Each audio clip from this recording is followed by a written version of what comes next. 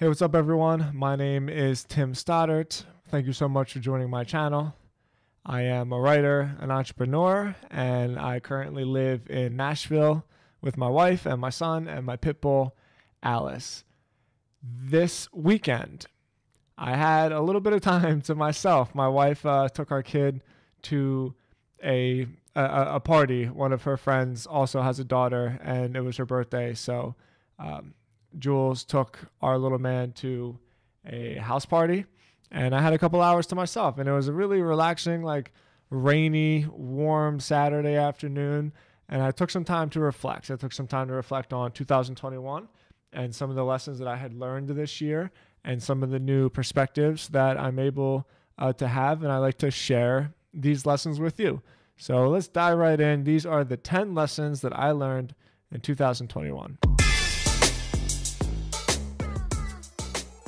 Lesson number 1, first and foremost, I owe everything to my sobriety. A lot of people that follow my writing and have followed my blog and know about Sober Nation obviously know my story, and I've been sober almost 13 years. It'll be 13 years in March. But this past year was a year where I had just such a raw and honest perspective on how lucky I am. My father is a paramedic in Philadelphia, and I'm sure many people watching this know that Philly is a city that has had like a huge heroin problem and more so recently a huge fentanyl problem, and just the amount of overdoses, the amount of deaths, and all the text messages and phone calls I get from my sister about like another one of my childhood friends dying from a drug overdose. It's really difficult, and people are really suffering out there. And so I always take some time to reflect on just like, man, I am so lucky because that easily could have been me. If I wasn't presented with a solution and wasn't given some mentors and some role models to look up to that guide me on this path of living a new way of life, man, like probably would have been dead. It would have just been another story with some dead kid in a bathroom and an overdose. And so I'm just totally grateful that I still have that in my life. And I wouldn't have anything else without it. All right, lesson number 2. Having a son does not mean that my life becomes boring. I have really young parents, and so I've seen firsthand like the sacrifice that my parents made to raise my sister and I. And I suppose that wore off on me a little bit, and so I always wanted to live out my 20s and some of my early 30s without having a kid. And might be selfish, but that's what I wanted to do. And I assumed that when I had a kid, it meant that all of a sudden I would be like an adult, right? And that these like responsibilities in my life just became more serious. And it hasn't been that way at all. It's been nothing but fun. I didn't expect it to be so much fun. Like I didn't expect he and I to just be buddies. And that's how it feels. It doesn't feel like now all of a sudden my wife and I have like this thing that we have to constantly take care of. I mean, obviously that's part of it, but the feeling that it brings us is just that there's like another one of us to hang out with.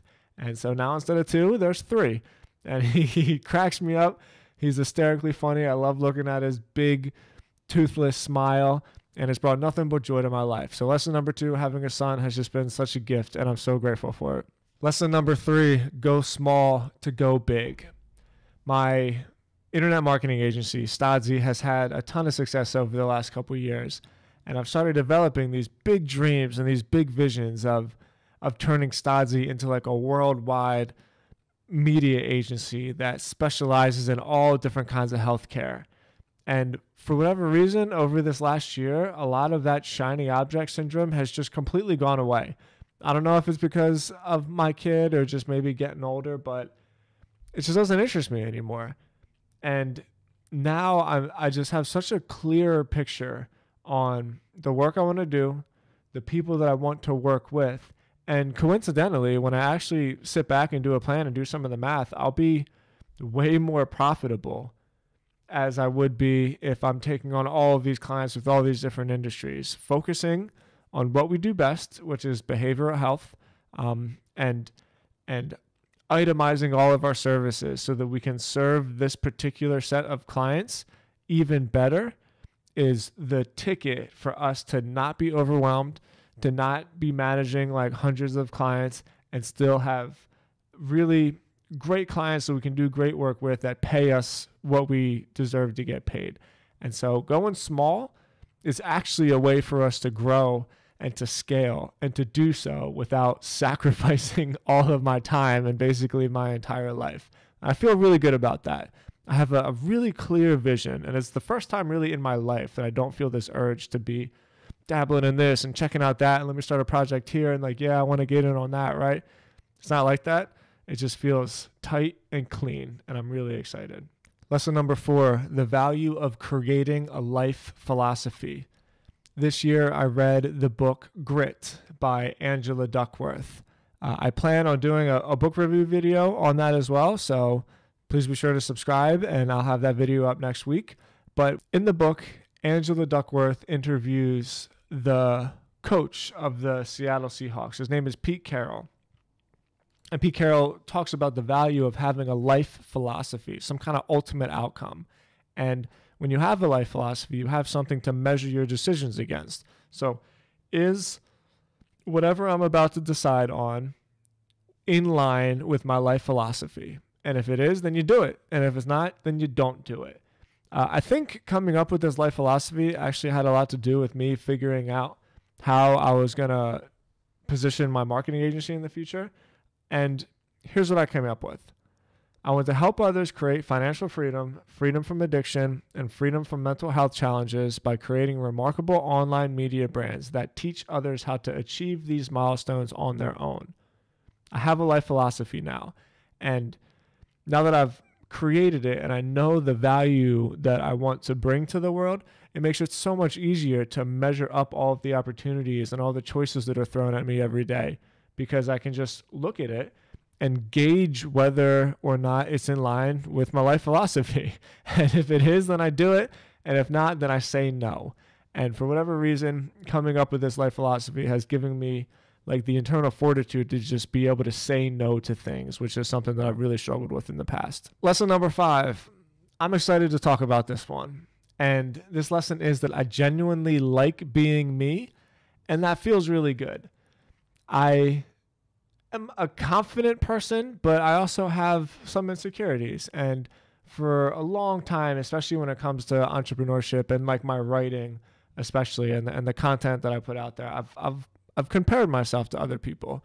You know, there's guys like Nat Eliason and my friend Nicholas Cole and my friend Amanda Natividad and others that are just putting such unique ideas out there. And for whatever reason, my personal writing hasn't taken off in the same way that it has for them. And I've always compared myself to those people. But, you know, what's happened is I've gained some perspective on the unique experiences that I've had in my life, especially how it pertains to addiction and sobriety. And I always was like insecure about that, right? Because I didn't want to be known as like the guy that had the sober blog. You know, I'm like that sober blog guy, because for the first 5 years of building Sober Nation, like that's really how I got pegged, and what my like quote unquote personal brand became labeled as. And I tried really hard to like force my way out of that.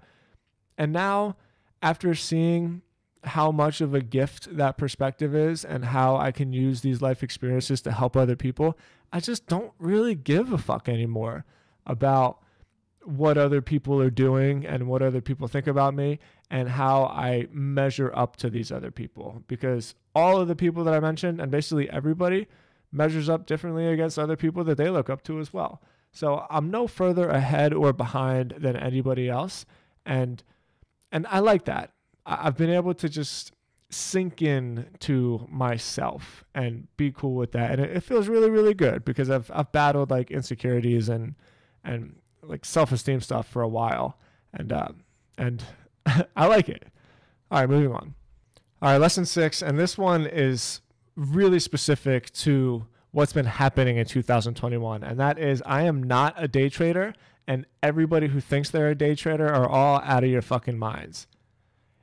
It's been a lot to be on Twitter and to be online as much as I am, and to see all of these stories of people making a ton of money on like these meme stocks and just NFTs and whatever the next like to the moon game is, right? And you see all the screenshots and the TikTok investors, and it's like, man, I must be doing something wrong, right? Like maybe I'm in the wrong game. And years ago, I read a book called I Will Teach You to Be Rich by Ramit Sethi. And within the book, he just lays out habits and automations on investing. And he says that investing should be really boring. And that was years ago. And ever since then, I set up an automated investing process. Every single Friday, money goes from my personal savings account into my Vanguard investment fund. And most of it just goes into long-term index funds. And a lot of that even is in the S&P 500. And I've had like considerable gains over the last 5 years. And now that it's the end of 2021 and we're seeing this bubble, maybe not pop, but like deflate a lot, it's just also so rewarding to me to know that I was able to fight off those FOMO feelings and not get involved with like the get rich fast games that are being played right now, and to just stay the course. And I've stayed the course, and this was a great year for my personal portfolio. And I know that 5 or 10 years from now, I'm going to be even better off. And that is a little rewarding to know that like these ideas that you hear as a kid, you know, like stay the course, stay consistent. It's all about consistency. Don't buy into the hype. It's good to just be reassured that all of that stuff is true, that there really is success in continuing to do the right thing over the course of a long period of time. And that's the game I'm playing. I'm not playing the get rich fast game. I'm not playing the get rich easy game. I'm playing the consistency. I'm going to let my money do the work for me and continue to build my wealth in a way that makes me feel secure and excited. All right, lesson number 7. I am a really great operator. I am becoming more and more comfortable with my position in my companies, which is an operations CEO. I don't have to be a visionary, right? Isn't that what everybody who like is a CEO or an entrepreneur wants to be? Like some visionary, someone that can measure up their ideas and be looked at with a bunch of clout. That's not who I am. I'm not that guy. I love building systems. I love building processes. I love doing the business building of business.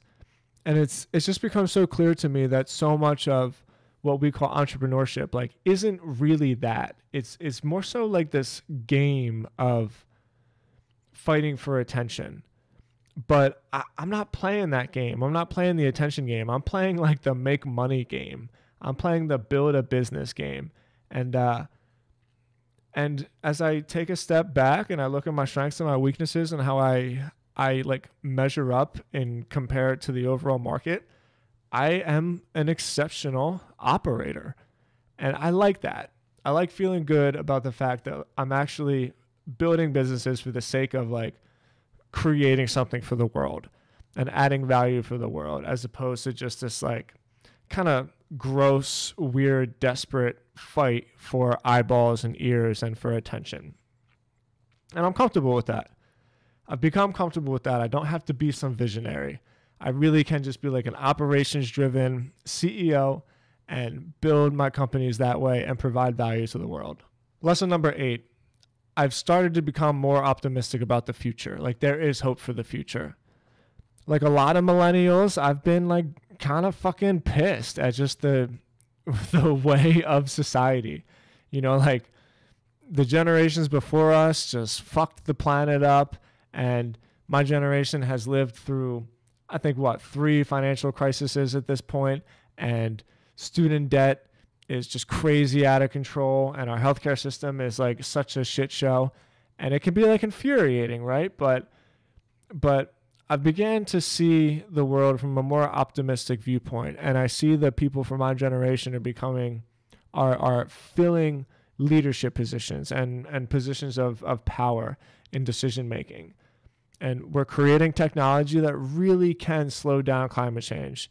We're creating it's happening slowly, but I do see a political and societal regression to centrism, which makes me feel good. Like it feels like we're getting out of this madness of extremism on both sides, and people are just coming together and using common sense and agreeing to disagree, but still build for our common good.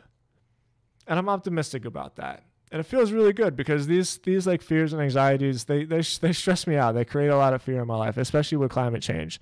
But we're creating technology, and there's hope in the future. And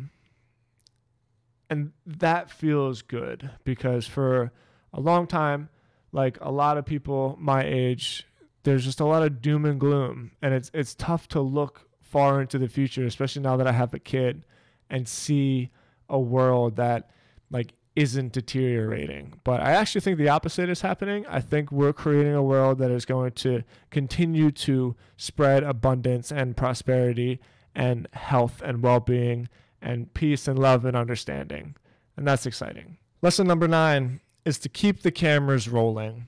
I've already known this, but this year it was reaffirmed to me, especially with other people and seeing the success that other people have had. The internet, when I say keep the cameras rolling, what I mean is continue to share your work. Share your good work, share your bad work, share the work that scares you, share the work that you're proud of, share the work that like you're insecure in sharing. Continue to put your ideas out there, and you can change your life. All of the success I have in my life is basically due to the fact that I'm sober and I've continued to write every day and share my writing with other people, regardless of like if it was perfect or not. So keep the cameras rolling. Continue to put your ideas out there. You have something to offer the world, and we need you. We need to hear from you because it could be your idea that is the next breakthrough that can bring humanity and that can bring humanity and all life on the planet up another level and can ease suffering in whatever capacity that may be. So keep the cameras rolling. Keep sharing your work. Keep putting yourself out there. Lesson number 10. I really love my wife. And it's not that I didn't know that already, but 2021 just reaffirmed how lucky I am to have found my wife and have her as my life partner. I've just personally witnessed a lot of friction in relationships this year. Obviously, 2020 was like a really difficult year for a lot of people. A lot of people became financially unstable, and all of a sudden we're spending every waking hour with each other, where maybe like the buffer of work and, you know, maybe social gatherings and other relationships could have like mediated some of the friction. And in 2021, I've just seen personally a lot of relationships that on the outside seem to be strong start to really crumble under the pressure of what these last 2 years have brought with them. And my relationship has done the opposite. We're closer than we've ever been. I've never once felt any of those feelings. I know that she feels the same. And the result of the bond is my new baby boy. And being able to hang out with him in the mornings and bringing him onto our bed as we do our morning reading and drink our coffee, and like just seeing my wife and my son and my dog on the bed as I'm reading my Kindle and like I said, sipping on my coffee. I'm just really reminded every day and reaffirmed on how truly lucky I am to have such a strength in my relationship, because I know it's a rare thing.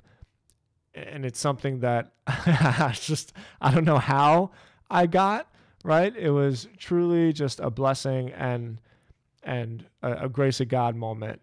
And I don't know how else to explain it other than to say I'm blessed. Okay, everyone. Those are my 10 lessons from 2021. I hope you enjoyed my insight. I hope you enjoyed my perspective. Please leave a comment in the sections below. Please like and subscribe. I try to get a new video out every Friday. And I'll see you on the next one. All right, guys, take care.